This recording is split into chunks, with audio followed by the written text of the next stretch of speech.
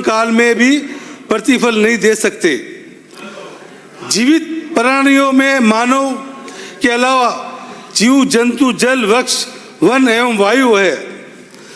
वृक्ष और वन ही एक जो वायु को छानकर हानिकारक गैसों को अवशोषित करते हैं और जल को शुद्ध करते हैं, प्राकृतिक संतुलन बनाए रखते हैं।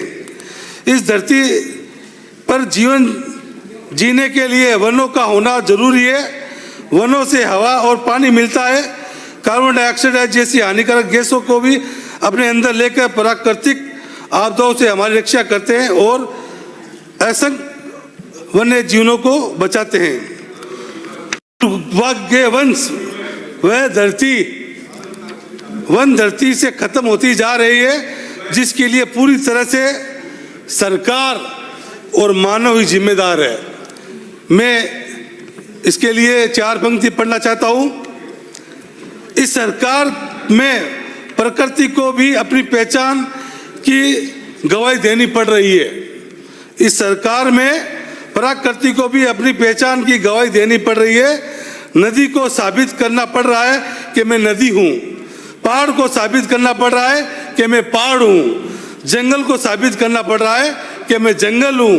और नदी पहाड़ जंगल आज फाइलों में अपनी जगह तराश रहे हैं। ये स्थिति ये सरकार की बनी हुई है। माननीय सभापति महोदय, मैं आपका ध्यान आकर्षित करना चाहता हूँ।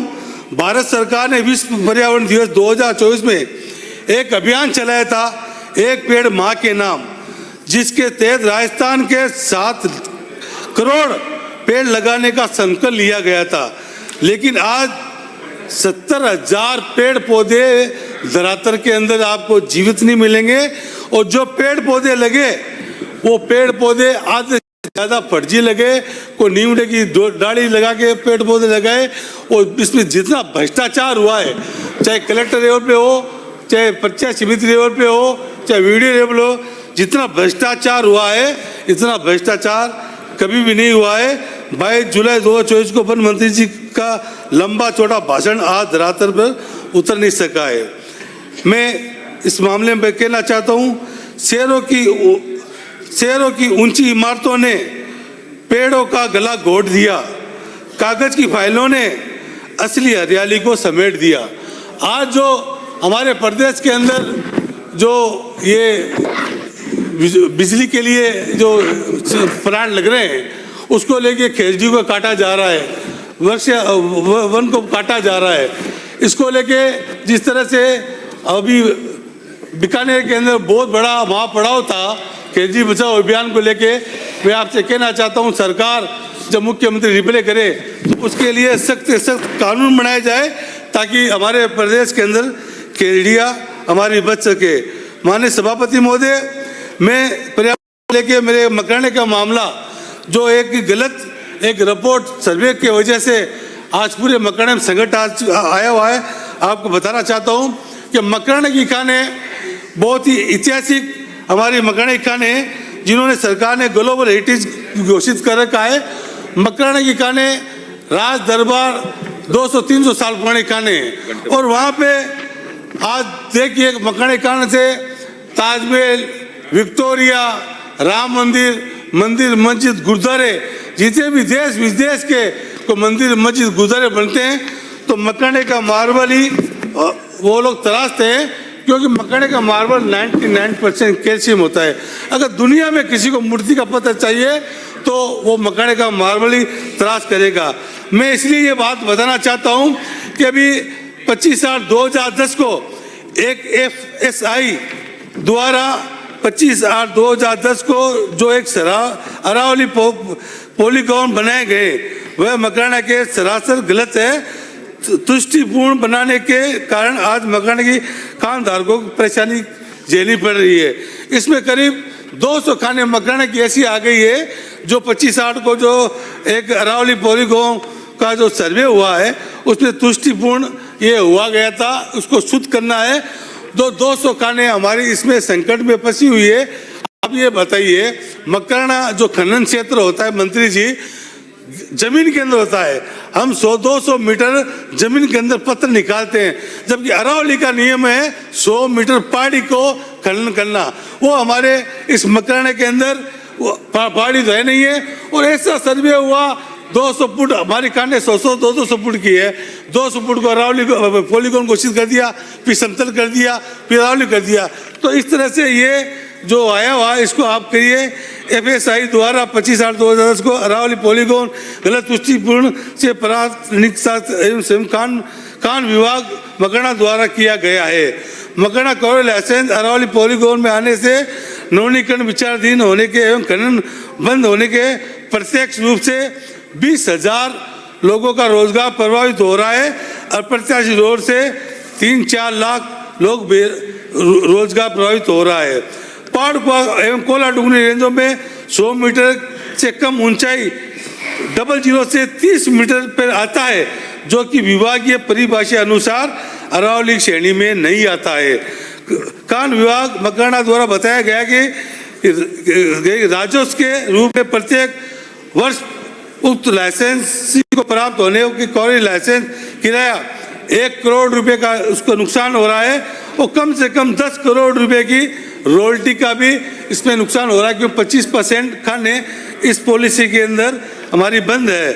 और उसका भौतिक सत्यापन कर लिया जाता है तो ये प्रमाणित हो जाएगा कि उसके द्वारा बनाए गए पॉलीगॉन सही एवं अर्थवान नहीं है। उस पॉलीगॉनों के भौतिक सत्यापन हेतु FSI देहरादून उच्च स्तरीय जाना उचित होगा। राज्य सरकार स्तर पे निर्णय लिया जाना उचित होगा, क्योंकि राज्य सरकार इसकी मांग रखेगी। जब जाके ये देहरादून के अंदर FSI का इसमें होगा तो इसको हमें इसमें मदद मिलेगी। अब मैं आपको हमारे मकराना की जो कॉलेज है उसके मामले में बताना चाहता हूँ। मानसिंह कॉलेज का जो 22 के अंदर मकराना में पूर्ववर्ती सरकार में एक कॉलेज चल रही है, जो कि एक उच्च माध्यमिक विद्यालय के अंदर कॉलेज चल रही थी। उस कॉलेज को लेके वहाँ के एक डेपुटेशन में प्रिंसिपल ने उस कॉलेज 450 बच्चे पढ़ते थे वहाँ पे, जो अल्पसंख्यक OBC SC ST के बच्चे वहाँ कॉलेज में पढ़ते हैं। और उस डेपुटेशन में आए प्रिंसिपल ने उन बच्चों के साथ इतना गलत व्यवहार किया। और वहाँ पे एक जो डेपुटेशन में एक महिला लगी हुई थी उसको भी उसने पीड़ित किया गया।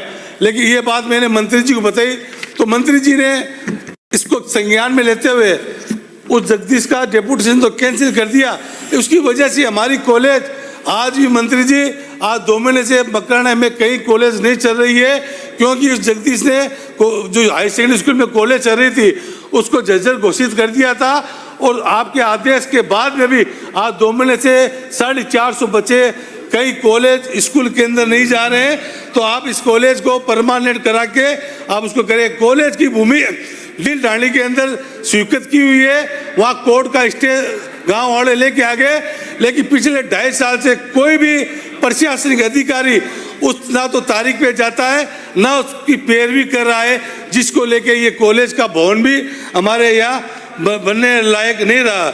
मैं आपसे ये डिमांड रखता हूँ कि आप वहाँ पे एक तो महाविद्यालय में कोई भी स्टाफ वहाँ लगा नहीं है, कार्यालय में स्टाफ लगाए गए और संकाय वर्तमान में केवल एक मिनट खाली वर्तमान में केवल 8 फैकल्टी है। इसमें भी लोग प्रशासन, home science, computer science, sociology, philosophy और सब्जेक्ट स्वीकृत नहीं है तथा नए संकाय जैसे साइंस संकाय, वाणिज्य संकाय खोले जाए।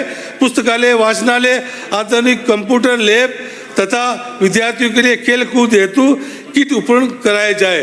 खास तौर पे मैं इसमें कहना चाहता हूँ कॉलेज की जमीन हमें जो वहाँ पे पैरवी कराए 2.5 साल से कोई प्रशासनिक अधिकारी उसकी पैरवी नहीं कराए।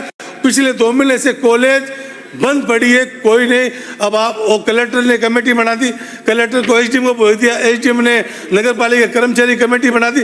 लेकिन मजे की बात है 2 महीने से उसको कोई निजी भवन या सरकारी भवन नहीं मिला ताकि कॉलेज ये चालू है। आपने मुझे बोलने का मौका दिया, बहुत बहुत धन्यवाद। माननीय सभापति महोदय, आज मांग संख्या 3